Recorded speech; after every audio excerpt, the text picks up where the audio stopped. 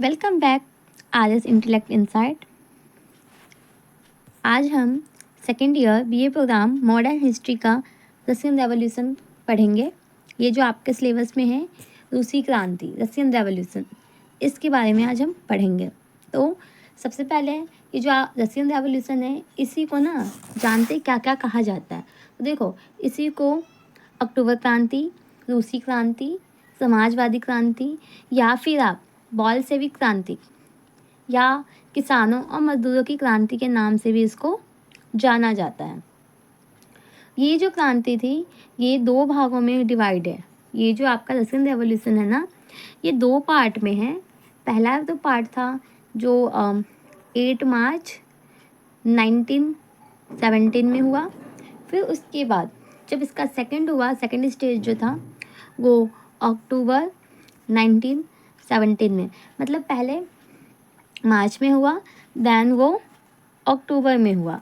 अब हुआ क्या, जो फर्स्ट स्टेज है ना उसमें ना जार निकोलस था, उसका अंत हुआ। जो जार निकोलस है ये राजा था उस टाइम पे, तो उसके शासन का अंत हुआ और फिर उसके बाद एक अस्थाई गवर्नमेंट वहाँ पे बना।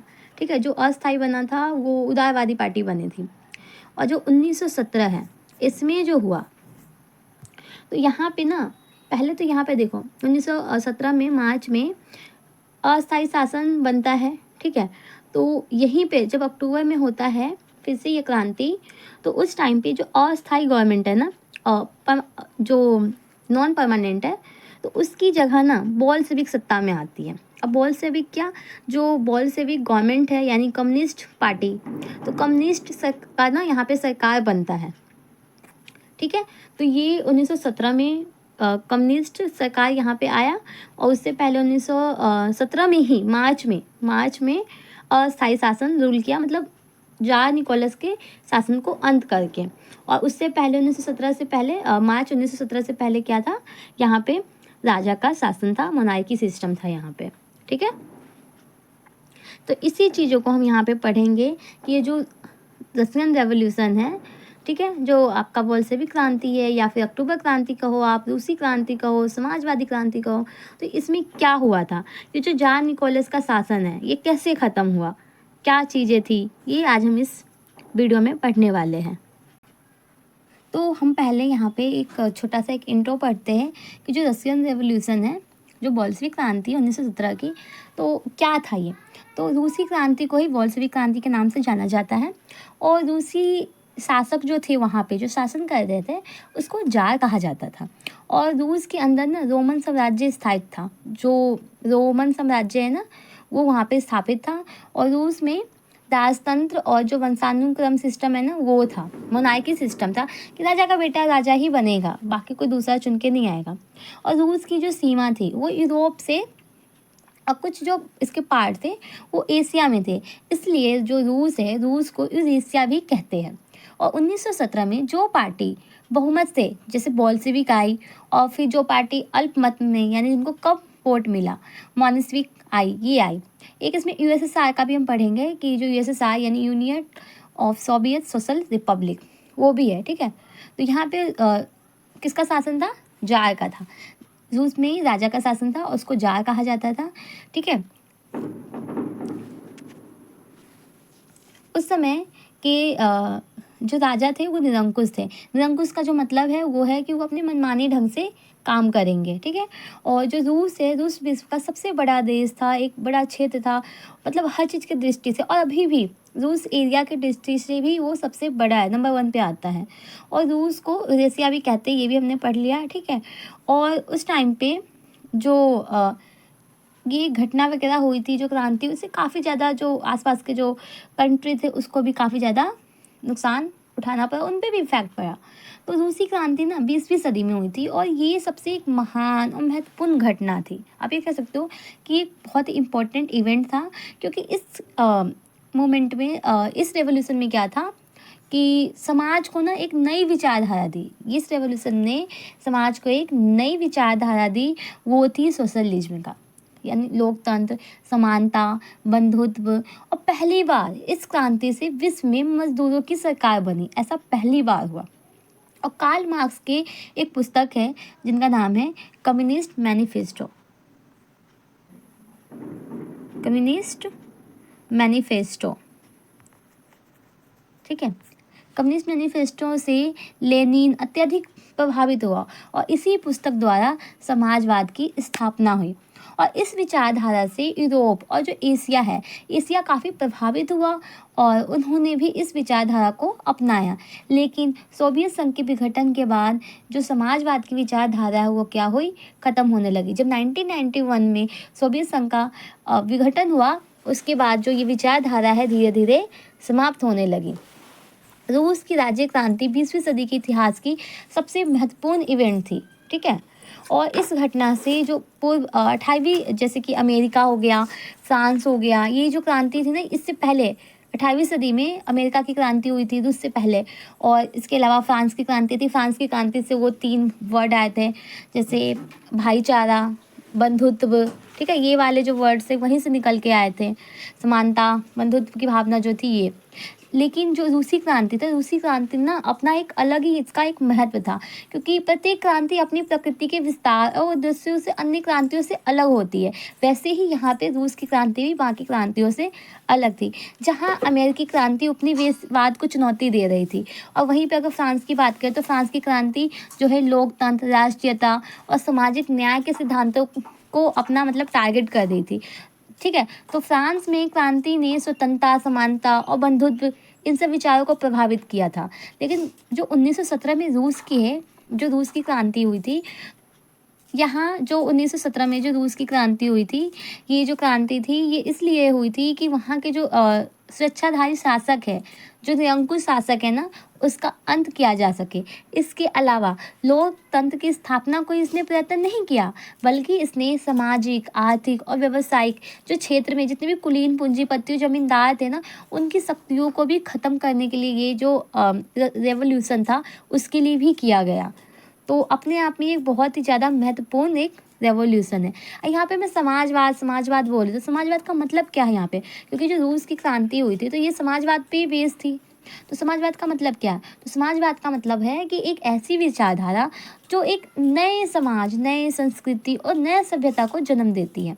साम्यवादी के अनुसार समाज जो है वो पूर्ण सत्ता पर श्रमिकों को एक अधिकार होना चाहिए। जितने भी उनकी सत्ता है ना, उन पे किसका अधिकार होना चाहिए, श्रमिकों, जो मजदूर वर्ग है ना, उनका भी अधिकार होना चाहिए। क्योंकि जो श्रमिक वर्ग है वही वास्तव में राष्ट्रीय धन के उत्पादक है, ऐसा माना जाता है समाजवाद के अनुसार। और एक समय लगभग मतलब आधा यूरोप और जो एशिया वाला इलाका है इस विचारधारा से प्रभावित हुआ। और दिसंबर 1991 में जब सोवियत संघ का विघटन हो गया तो उसके साथ ही पूरे यूरोप में साम्यवाद का एक चरण जो था वो समाप्त हो गया।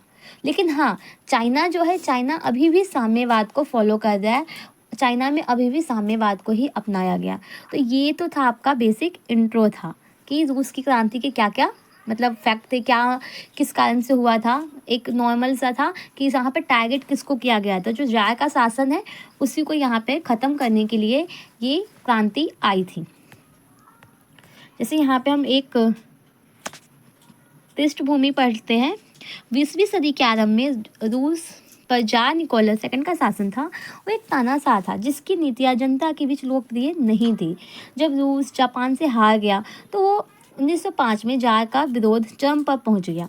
9 जनवरी 1905 को रूसी श्रमिकों का एक जत्था अपनी बीवी बच्चों के साथ जार को ज्ञापन सौंपने के लिए निकला, लेकिन सेंट पीटर्सबर्ग में उनकी गोलियां बरसा दी गई। तो ये इसकी पृष्ठभूमि है, ठीक है। और मैंने आपको इसका पूरा एक इंट्रो दे दिया है। आप किसी भी आंसर को लिखने से पहले उसका इंट्रो देते हो ना, तो जो मैंने अभी आपको समझाया उसको आप थोड़ा सा इंट्रो में लिख देना कि रूस की क्रांति जो है वो कब हुई और कैसे 2 स्टेज में डिवाइड था। अब हम पढ़ते हैं जो ये अक्टूबर की क्रांति है, जो 1917 अक्टूबर की क्रांति जो है रूसी क्रांति, वो उसमें क्या हुआ था। तो देखो, मार्च 1917 में आते आते जनता की जो दशा है वो अत्यंत दयनीय हो गई थी, ठीक है। और ना तो उनके पास पहनने को कपड़े थे और ना खाने को अनाज था। वो परेशान होकर भूखे और ठंड से सटते हुए जो गरीब लोग थे, जो मजदूर थे, उन्होंने क्या किया, 7 मार्च को पेट्रोगेट की सड़कों पर घूमना स्टार्ट कर दिया और रोटी की दुकानों पर ताजियों गर्म रोटियों के ढेर लगने लग गए। भूखी जनता अपने आप को नियंत्रण में नहीं रख सकी। उन्होंने बाजार में लूटपाट करना स्टार्ट कर दिया। सरकार ने सेना को उन पर गोली चलाने का आदेश दिया ताकि गोली चलाकर लूटमार करने वालों को तितर-बितर किया जा सके, किंतु सैनिकों ने गोली चलाने से साफ मना कर दिया क्योंकि उनकी सहानुभूति जनता के प्रति थी। तो ये एक इसका भी एक इंट्रो है कि ये जो क्रांति हुई थी उसमें क्या क्या थे। तो गरीब जो लोग थे उन्होंने अपने हित के लिए ही यहाँ सोचा था, तो बस यहाँ से ये क्रांति जो थी वो स्टार्ट हो गई। तो अब इसके कारण क्या क्या थे, रूसी क्रांति के कारण क्या क्या थे। पहला तो इसका यही कारण हो जाएगा कि निरंकुश राजतंत्र और स्वेच्छाधारी शासक का अंत, है ना, कि उस टाइम पे जारशाही शासन था, मतलब जार का शासन था और काफ़ी ज़्यादा निरंकुश था। यानी उस समय पे जो रूस के सभी ज़्यादातर जो राजा थे वो निरंकुश ही थे। वो किसी के प्रति भी उत्तरदायी अपने आप को नहीं समझते थे, अपना फ़ायदा वो सोचते थे, है ना। तो रूस में निरंकुश और देवीय सिद्धांत पर आधारित शासन था जिसका संचालन कुलीन वंशानुगत सामंत वर्ग के माध्यम से किया जाता था। नौकरशाही वंशानुगत एवं भ्रष्ट थी तथा जनता का शोषण करने वाले थे। और जार निकोलस फर्स्ट के शासनकाल में निरंकुशता अपने चरम पर पहुंच गई। जब लिमिट क्रॉस हो गया तो लोगों के अंदर ना असंतोष आ गया। अब हर चीज़ की एक लिमिट होती है, अब आप उसकी डिमांड फुलफिल नहीं करोगे लोगों की तो लोग तो गुस्सा करेंगे। तो लोगों ने क्या किया, इनके शासन को अंत करने के लिए वहाँ पे क्रांति कर दी। सेकंड है इसका सामाजिक आर्थिक विषमता, यानी फ्रांस की तरह यहाँ भी क्या था कि सामंत व पादरी वर्ग थे, इनको ज़्यादा अधिकार दिए गए थे और किसान जो मजदूर थे इनको किसी भी तरीके का कोई राइट्स नहीं दिया गया, इनको अधिकारहीन रखा गया। तो बस ये भी कारण था इसमें। इसके अलावा जो मध्य वर्ग थे उनको भी काफ़ी ज़्यादा तनाव का सामना करना पड़ा और इस सामाजिक आर्थिक विषमता के विरुद्ध भी काफ़ी लोगों में असंतोष था, जिसके कारण ये मूवमेंट करने पे, जिसके कारण ये जो रेवोल्यूशन है ये करने के लिए वो आ गया है। किसानों की दयनीय स्थिति, इसमें था कि जो रूस है, रूस में ना सबसे ज़्यादा जो संख्या था वो किसानों का ही था, लेकिन उनकी स्थिति ही अच्छी नहीं है। तो क्योंकि यहाँ पे जो था ये भूमि का 67% जो हिस्सा था वो सामंतों के पास था और बस 30% हिस्सा जो था वो चर्च के पास। किसान खेतों में मजदूरों की तरह कार्य करते थे पर उनको फिर भी प्रॉपर अच्छे तरीके से चीज़ें नहीं मिलती थी। बस उनके अंदर गुस्सा आया और क्या, उन्होंने भी ये क्रांति में बढ़ चढ़ के भाग लिया। मेन जो था ये तो यही था, किसानों का ही था आंदोलन ये। 1861 में रूस में दास प्रथा का उन्मूलन हो गया, किंतु व्यवहारिक रूप में अभी भी वो मौजूद थी। इन सब के चलते किसान और मजदूर वर्गों ने भी क्या कर दिया, यहाँ पे विद्रोह स्टार्ट कर दिया। अब यहाँ पे श्रमिकों की दशा भी एक इम्पोर्टेंट कारण बनता है, क्योंकि रूस में ना जब औद्योगिकरण आया, वैसे तो यहाँ पे देरी से हुआ लेकिन लिमिट में ही रहा ये, और अर्थव्यवस्था में विदेशी पूंजी निवेश करने के कारण विदेशी पूंजीपतियों ने केवल मुनाफे पे ध्यान दिया, यहाँ पे श्रमिकों पे ध्यान नहीं दिया। ना तो उनको छुट्टी देते, ना तो उनकी घंटे निर्धारित करते मतलब काम के। यहाँ क्या था कि मजदूरों के लिए ना जो वर्क का टाइम होता है वो भी निर्धारित नहीं था, और ना ही उनको एक जो होता है ना मिनिमम वेजेस वो भी उनको नहीं मिलता, ना किसी तरीके की फैसिलिटी मिलती। मतलब मजदूरों को ना जानवरों की तरह ट्रीट करते थे और उनसे बस काम लेना जानते थे वो लोग, और उन्हें किसी भी तरीके की कोई फैसिलिटी नहीं देते थे, ना तो उनको प्रॉपर वेजेस भी मिलते थे, बस काम करवाना जानते थे वो लोग। अब जब ऐसे करवाएंगे तो उनके अंदर तो अपने आप ही विद्रोह की भावना आ ही जाएगी। प्रजातांत्रिक दल ने उन्हें संगठित कर क्रांति के लिए तैयार किया, और यहीं पे एक दल था, एक पार्टी था प्रजातांत्रिक। इन्होंने कहा कि सब इकट्ठे होकर क्रांति करो भाई, अब बहुत हो गया, अब नहीं चलेगा। बस ये भी एक कारण है। समाजवादी विचारधारा का प्रसार, समाजवादी क्रांतिकारी दल इस कृषक हित के मुद्दों को आवाज़ उठाकर लोकप्रियता हासिल की। जो किसान वर्ग थे ना, उनके जो मुद्दे थे, उनके जो इश्यूज थे, उनको एक टारगेट करके और इसी चीज़ को उन्होंने अपना एक हथियार बना के उन्होंने यूज किया। उनकी जो जनता की जो आवाज़ है उसको ऊपर उठाया। ठीक है। समाजवादी प्रजातांत्रिक दल इन मजदूरों के हितों की बात की इन्होंने, और जो समाजवादी विचारधारा जाति धर्म इन सबको महत्व नहीं देती थी। ये जो दल थी ये किसी भी तरीके से जाति धर्म इन सब पे बल नहीं देती थी। और जो जार निकोलस ने रूसी जाति पर बल देते हुए रूसीकरण की नीति अपनाई थी। तो इसके लिए भी लोगों में क्या था, असंतोष था। गैर रूसी जाति की जनता भी समाजवादी लहर में शामिल हो गई। अब सब मिलके जार के खिलाफ उन लोगों ने क्रांति करना शुरू कर दिया। बौद्धिकों की भूमिका इसमें क्या था कि गोर्की ने द पहर नामक पुस्तक के माध्यम से लोगों को, मतलब बुक के माध्यम से भी लोगों के अंदर राष्ट्रवादी भावना का प्रसार किया। टॉल्स्टॉय ने भी कौन सी बुक लिखी, वॉर एंड पीस की रचना की और रूसी जनता में सम्मान की भावना जागृत की।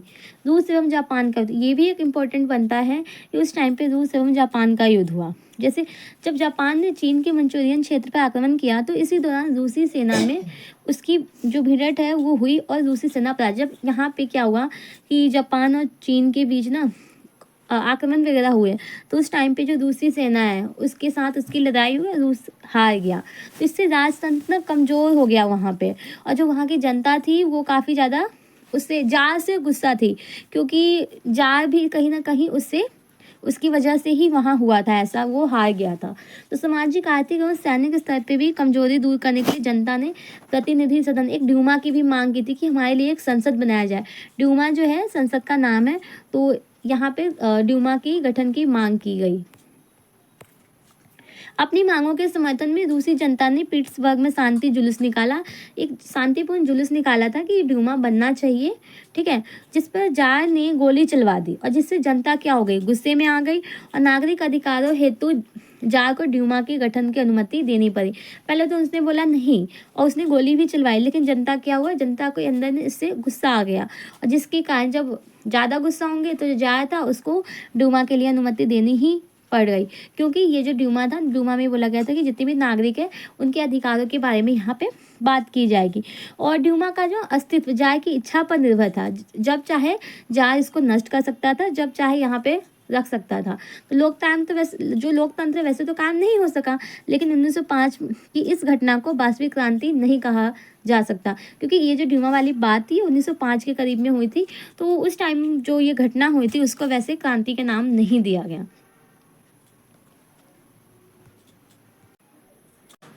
वैसे जब 1905 में एक घटना हुई थी जिसमें बहुत सारी गोलियां चली थी और बहुत सारे लोग मर गए थे, तो उसको ना ब्लडी संडे के नाम से भी जाना जाता है।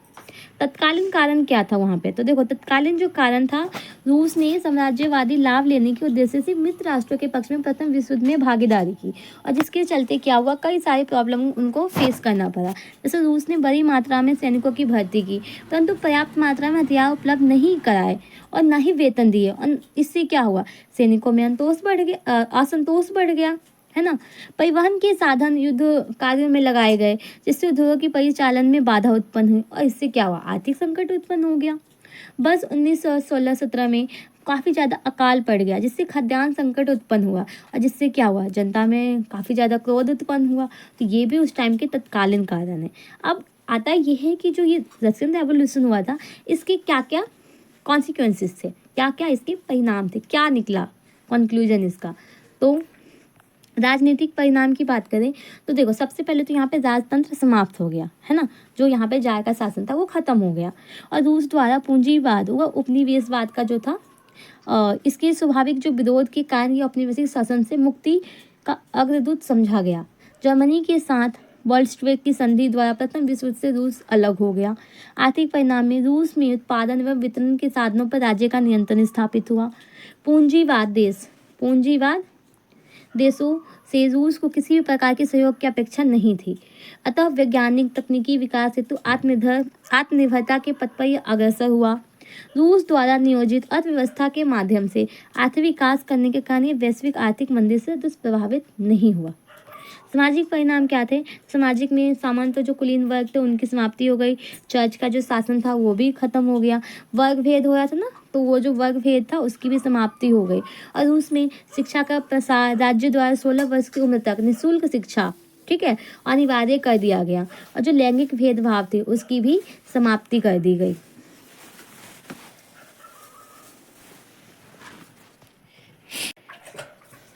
इसके अलावा जो यहाँ पे औद्योगिक विकास था उसको भी तेज किया गया, ठीक है, वर्ग संघर्ष था उसको ख़त्म किया गया, संविधान की एक नई रचना की गई, नई आर्थिक नीति अपनाई गई, नई पंचवर्षीय योजना का स्टार्टिंग किया गया और रूस को एक महाशक्ति के रूप में यहाँ पे कायम किया गया।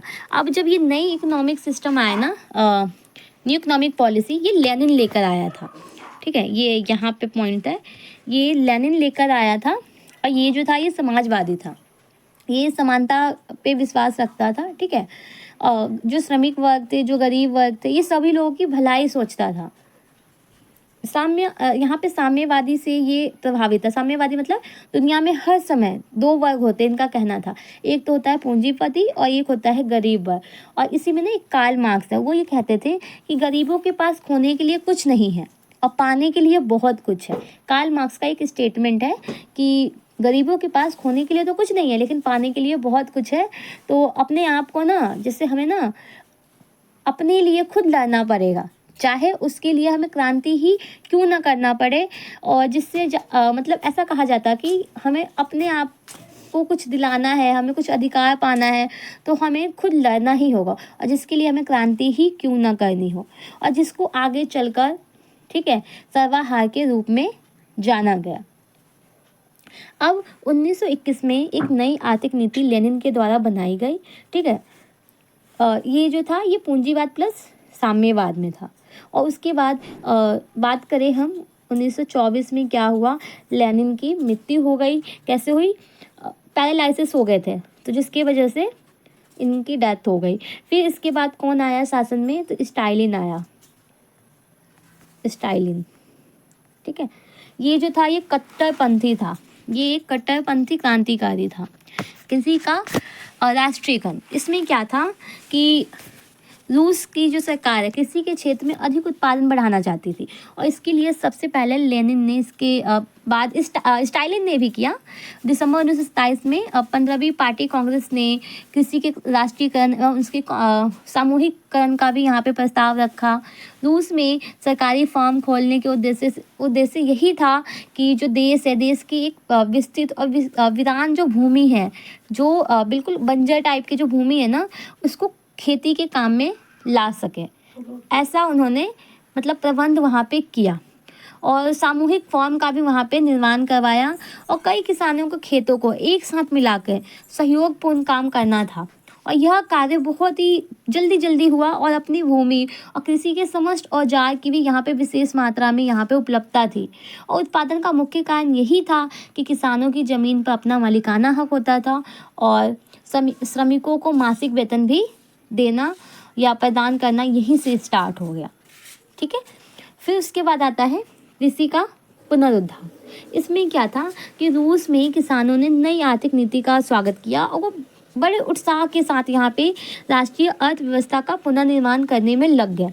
और सर्वप्रथम यह किया कि मतलब किसान है, कृषकों से ना उनकी अतिरिक्त उपज की अनिवार्यता वसूली बंद कर दी। जो भी मतलब ज़्यादा होते थे, मतलब फिक्स होता था, और फिक्स होने के बाद जो ज़्यादा होते थे ना, अतिरिक्त होते थे, तो उनकी उपज की ना जो वसूली थी वो बंद कर दी, और उसके स्थान पर कृषि पर उत्पादन कर लिया जाने लग गया।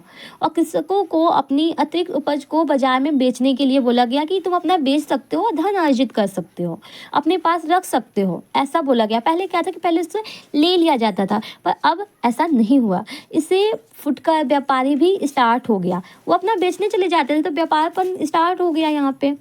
और विदेशी व्यापार से नियंत्रण नहीं था यहाँ पे, जो भी विदेशी व्यापार वगैरह था उसको भी हटा दिया गया। अब जो फुटकर व्यापारी है वो बाजार में अपना आराम से लाभ कमा सकते हैं, क्रय विक्रय कर सकते हैं। और 1924 में सरकार ने अनाज के स्थान पर रूबल में कर लेना स्टार्ट कर दिया। रूबल जो था वो वहाँ का करेंसी था। अब बोला कि अब हम अनाज के रूप में नहीं लेंगे टैक्स, अब हम लेंगे रूबल के रूप में। और यह परिवर्तन उस समय किया जब मुद्रा में स्थायित्व आ गया था। और किसी क्षेत्र में हुए परिवर्तनों को हम दो भाग में यहाँ पे बांट सकते हैं। जैसे कि ये भी कह सकते हैं कि कृषि के क्षेत्र में दो क्रांति हुई थी। पहले तो ये थी कि जो भूमि का स्वामित्व है उसको समाप्त कर दिया गया, है ना, भूस्वामी समाप्त कर दिया गया। और दूसरा ये कह सकते हैं कि व्यक्तिगत खेती के स्थान पर सामूहिक खेती को स्टार्ट कर दिया गया। अब यहाँ पे आता है सामूहिक खेती। सामूहिक खेती क्या है? तो सामूहिक फॉर्म को हम तीन भागों में यहाँ पे बांट सकते हैं, ठीक है। पहला तो वो होगा कि वे फॉर्म जिनमें किसान अपनी भूमि सम्मिलित करके सामूहिक खेती करते थे और पैदावार को अपने आपस में ही बांट लेते थे।